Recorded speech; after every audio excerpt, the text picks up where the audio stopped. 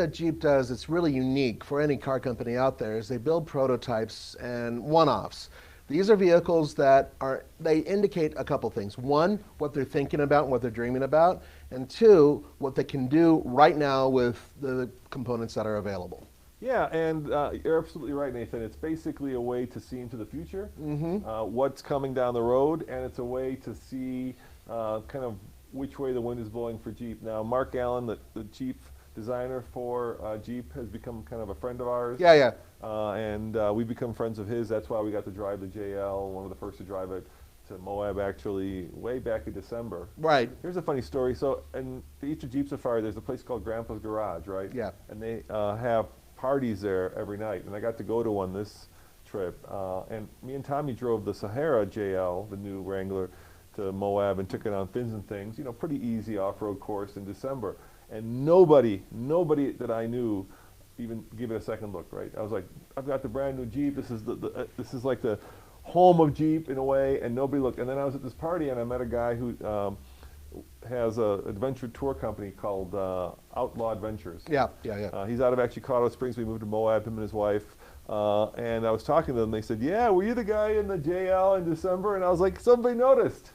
Same thing happened to us when we took the Ram Rebel down to Moab. We did exactly the same thing. We went to fins and things because it's one of the less offensive courses, so to speak, but it's good for articulation and whatnot. And nobody was really like jumping out and going, "Oh my God, look what you have." But on my way back home from Moab, I was getting texts and I was getting some emails from people saying, "Oh, dude, were you in Moab?" So they figure it out, but it's never right when we're there. It's always after we're there. Yeah. And so we got to drive the concept Jeeps. And what they do is they have this piece of property that's private, so we can actually fly drones because they're very strict about flying drones. And they set up a little course, kind of, how would you say, maybe less than a mile? Oh, it's less than a mile. Yeah. Mild off-roading at best. And the point is, yes, we wanted to bash these vehicles, but these are one-offs, and many of them aren't really built to be damaged, right? Well, not just that, but then they put them on exhibit downtown, right? Exactly. So we first drive them, and then if you get crazy with them, they can't be exhibited at Walker Drugs, where they have this big exhibit where the public can go see. Precisely, and we want to be invited back next year. So we have to take it easy with them, but we were able to get a little bit of a taste of each vehicle, or nearly every vehicle. So this is one of the first ones we drove. It was the Nacho Jeep concept. Nacho Jeep. Yes, and basically this is a parts Jeep from JPP Jeep Performance Parts. So they took a regular Wrangler JL and they upgraded with parts that are available and parts that are coming. Yep. So like these tube doors are available, rock rails are available, bumper of course is available, but the hood, Nathan? The hood is currently in a prototype stage, but they made it seem like it's going to be coming out relatively soon. Also this double stacked LED light setup, that is a prototype, but once again it's coming out pretty soon, we think. And the reason why is because it's built to measure your comments, your perspective, what you guys think of the vehicle. And that is exactly why they build these. Yeah, and you know, Jeep left a lot of money on the table when they just built the Wrangler. Didn't build all the accessories and aftermarket parts for it because people want to lift them. Now you can get a 2-inch lift right from the factory. And actually, at Walker Drug, they installed the 2-inch lift on a stock JL, and they did it in 2 hours. Yep, they did it in 2 hours. But they're Jeep engineers. Yeah, they're Jeep engineers, so they know their way around the vehicle. But the point is that you can get these things, and they're part of a warranted system, just like the regular Jeep, and then everything on top of that, you're buying directly from the manufacturer. Granted, it is expensive stuff, but even aftermarket, unless you're buying something really cheap and maybe flimsy, frankly speaking, this might be the way to go. So I went to the expo. They have a big expo with all the aftermarket. I think that they're kind of trying to close the barn door and after the horses left. Yeah. I know, you know, you could buy it right from your Jeep dealer, but the market is so well established, right? There are so many aftermarket parts. For instance, Terraflex, one of our sponsors. Oh, yeah. You know, they put our 3-inch lift on our JK. They're just one of a dozen companies that's doing lifts. And they're high-quality components. They're high quality, yeah. So that was fun to drive, but let's keep going. What was the next one? This is probably this is, by the way, the video for both of these already up. So yeah. This one's on truck. This is the Sandstorm. Exactly. And the Nacho is on TFL car. But this is important. This is important for a couple reasons. For one thing, they called it a truck. They didn't call it a Jeep, which made all of us do this. And they called it a desert running truck. They did. Now, there are a couple things that this indicates, but there's nothing that's solid because, once again, we're talking about a unusual source that this came from. First of all, long wheelbase on this. It's actually longer than your average Unlimited. We think that this wheelbase is very close to what the new pickup truck, the JT, is going to be.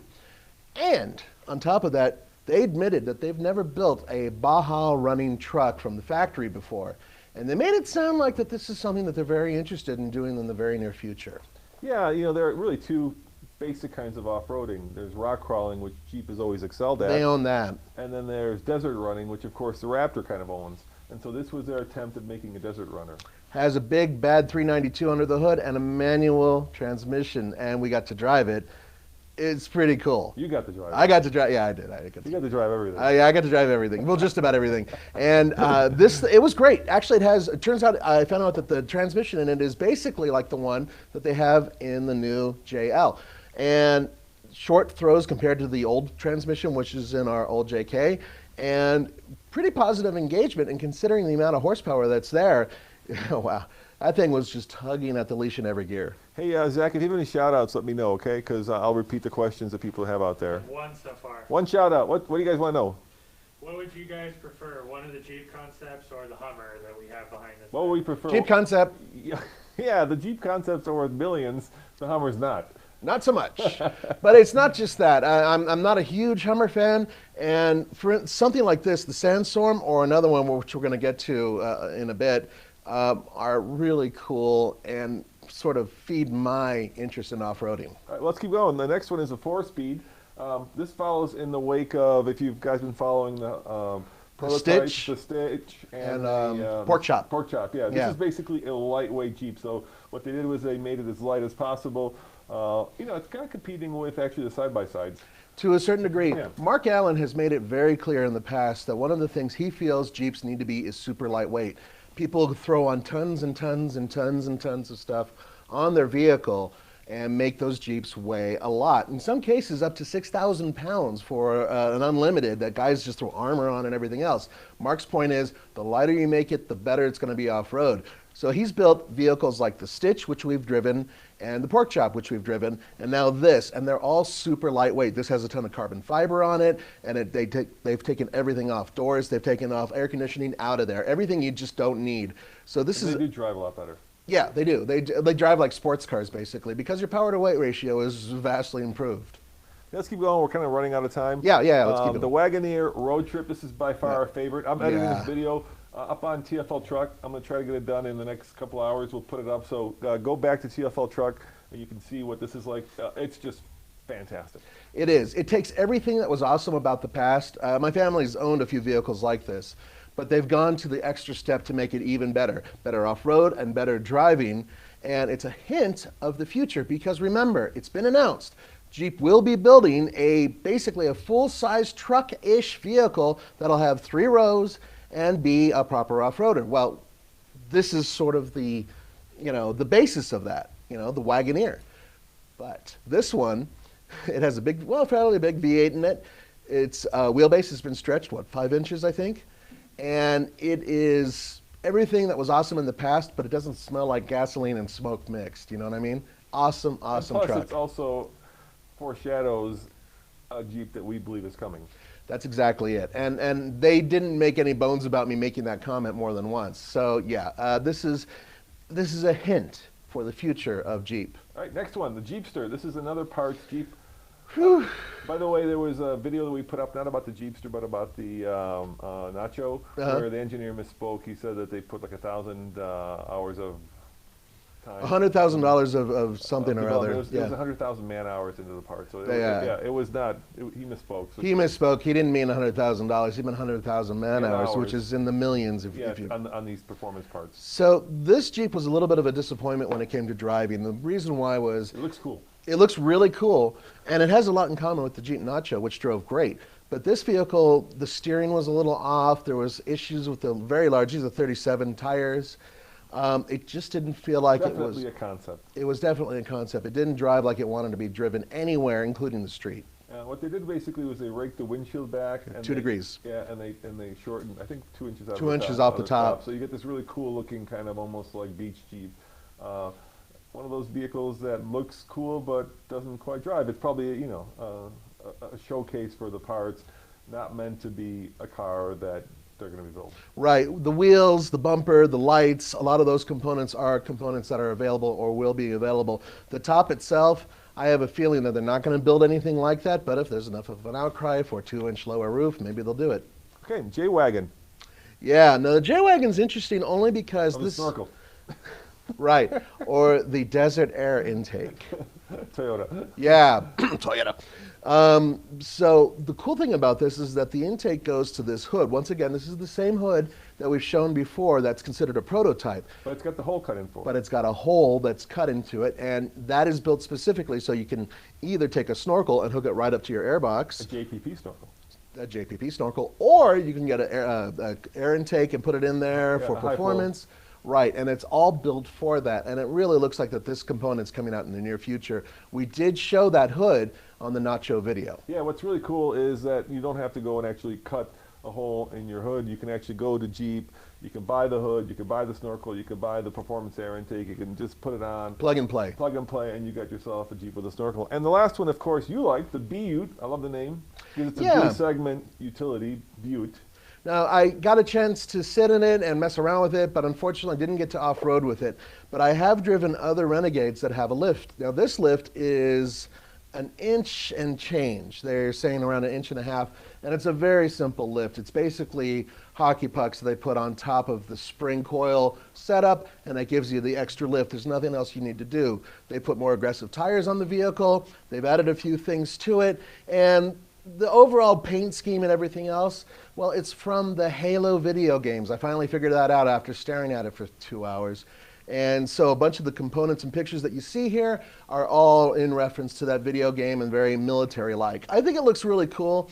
And if they were to build a Renegade that looks exactly like this, that was factory showroom fresh, I think people would buy it. Yeah, it's an overlanding rig, and overlanding is red hot right now. Obviously, the roof tent, you know. Yeah, all that good stuff. So cheetahs don't come and eat you at night. Yeah, seriously, I would definitely be on the roof for it. Yeah. So, dude, I got to go do Hell's Revenge at night. Yes. Which was interesting, and I went on this little kind of impromptu trail ride with some guys from Webasto, Tyler Ruby. Tyler, thank you for inviting me. He used to be the brand manager for the Wrangler. Oh, okay. And I went with these guys, and they gave us this, dude. This is a Bravin Bluetooth speaker, and I was going to do an unboxing of this. I don't know if I can unbox this on video. It might take you half an hour. It might take a little bit. Let's see if we can do this. But we need a 9-year-old kid on set who can actually open it for us. I need a knife. Okay. This is going to be a problem. Well, why don't we save the unboxing then, perhaps? Oop, I got it. Or while he's doing that. Now, what this is a Bluetooth speaker that has a heavy magnet on it that you can basically connect to a tailgate or on the side of a truck or something like that while you're camping and having a good time. Yeah, it's really cool because not only is it loud, it has good acoustics, but it's also very weatherproof. Whoa, this thing's heavy. And very overlanding ready. So it's one of these that you could actually even put on a boat. I mean, that's how this is designed. So there's 4 magnets back here. And the idea is, let's say you have the Jeep tailgate. You plop down on the tailgate. And you've got yourself a speaker in the back of the Jeep that is weatherproof-ish. And puts out great sound. So well, they said it was waterproof, and I'm concerned about that because that means Andre is going to steal this and throw it on his boat. No, he's not. So we got to keep this away from him. No, that's going on our it's going on the Hummer? That's going on the Hummer because what we're going to do with that is, of course, we're going to be overlanding it, and that's the big news. Nathan and Andre, and perhaps myself, we'll see if I can get over there, are taking that H2 to the Overland Expo. Your prayers and thoughts are welcome at any time. And by the way, let me just give them this. This company's called Bravin. You can check them out online. Thank you guys for giving us giving us the speaker. They're out of Salt Lake. We will be using it. And you guys will be using it to actually overland to the expo. We're going to be camping there. You're going to be camping there. And some guys at the Jeep Expo gave me a really cool overlanding hammock, which we will demonstrate on Monday's show. Yes, so you'll see that. It's actually... one of the things about overlanding is you need to bring a lot of stuff with you, right? Sure. And so this is not only a carrier, but it also converts to a hammock. So we're going to set it up live on Monday, and you're going to get to go demonstrate it. Oh, hell yeah. I like snuggling in a hammock. All right. Alone. So thank you guys for this, and let's move on to our top 10. You got the top 10, Jack? You want to roll that? There it goes. Any shout-outs before we get to that? No? So far, we're good. We're good. We're Okay. good on shout-outs. All right, so today's top 10 is top 10 reasons why the JL is better than the JK, Nathan. That is correct. Now, the JL is a brand new vehicle, but we've had a lot of experience with it now, and all of the staff members at TFL have had a chance to drive one now. Yep, and the reason for number 10 is because you can fit 35s on a Ruby from the factory. Before you had to lift it. Now, if you get the Ruby with the higher fenders, you can just take on 35s and put them right on the Put them right on there. The fenders are higher, and because of that, the articulation and steering and everything else is not affected by the vehicle's height or fender. That means that you're not going to be grinding, which Unlike is the JK, good. which you can't. You have to lift. You have to lift the JK in order to do that. And that's, for a lot of people, that's big right there. So immediately, boom, bigger tires. Number 9 Yep. is the windshield. It's much easier to fold. We actually have a video with, I believe, Mark Allen, Yeah. who wrenches on it for a 5 minutes. 5 minutes.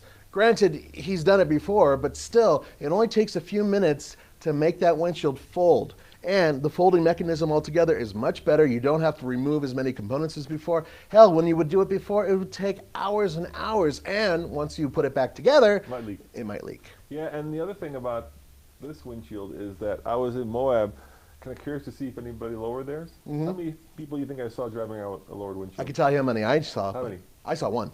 On a JK or JL? On a J, well, no, on a JK. I saw 0 on a JL. So Yeah. it might be one of those things that people want to do, but never do. Okay, I got to be honest with you, though. I'm stupid enough to try it.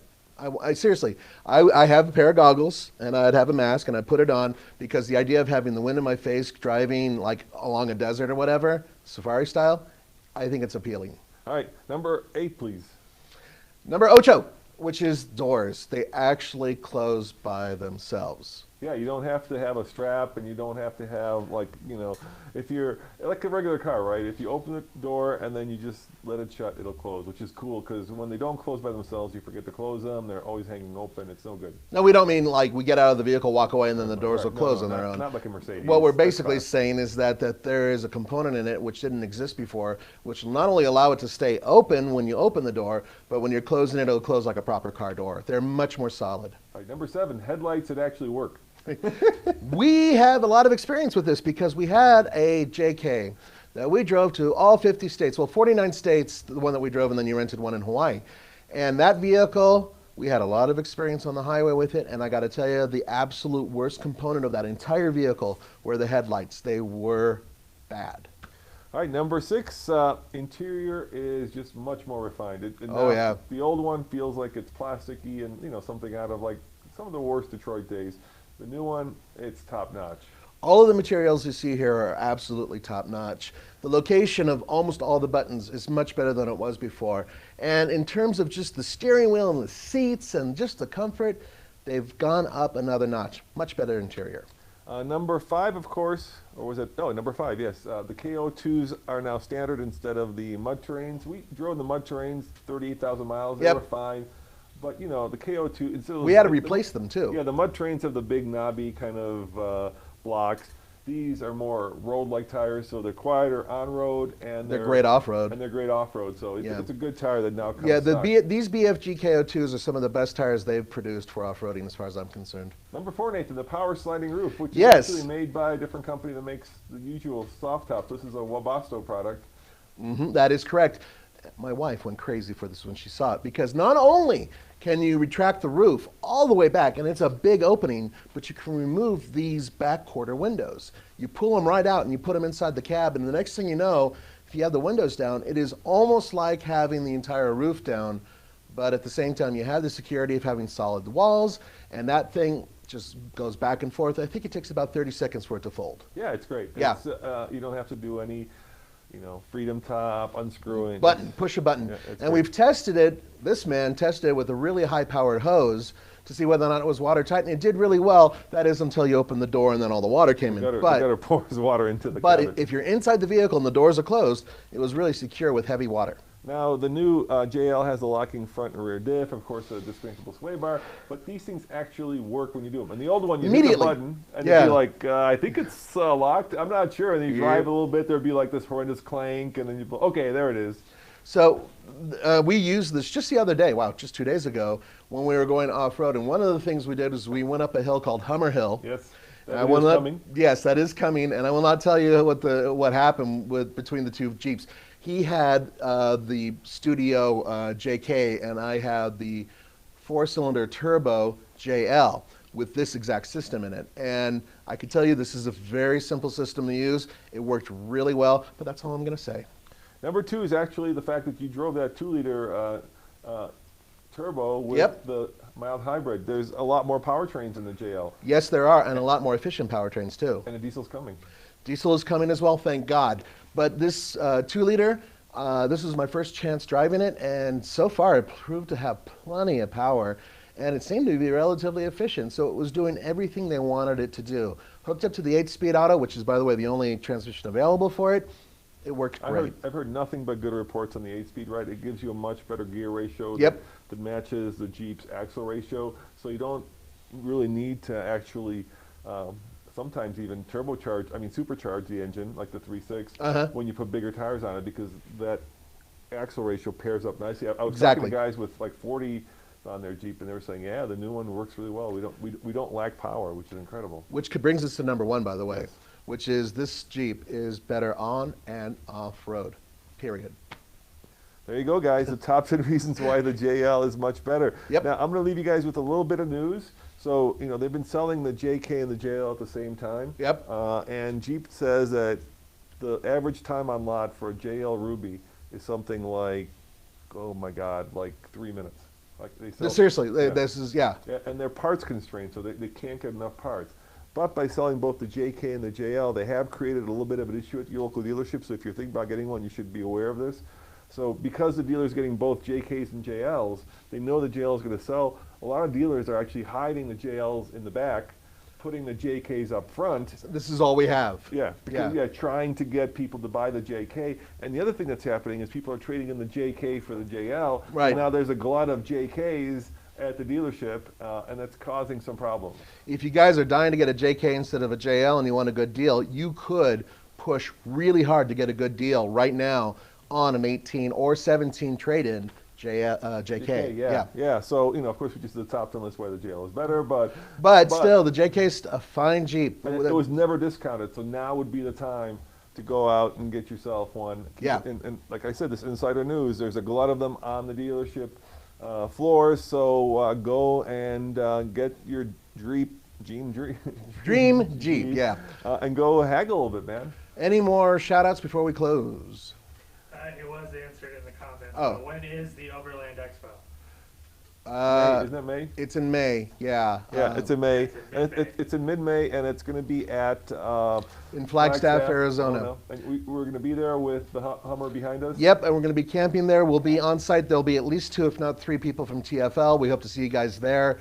Please go right ahead and on the comments here if you think you're going to be there. If you have questions about that, throw them on there and we will answer them. Yeah, we'll do a meetup. Yes, absolutely.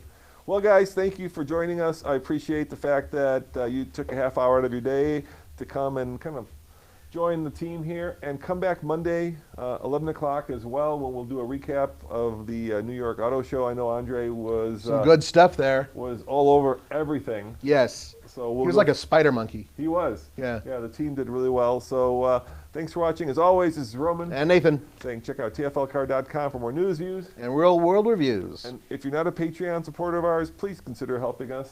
Please, guys.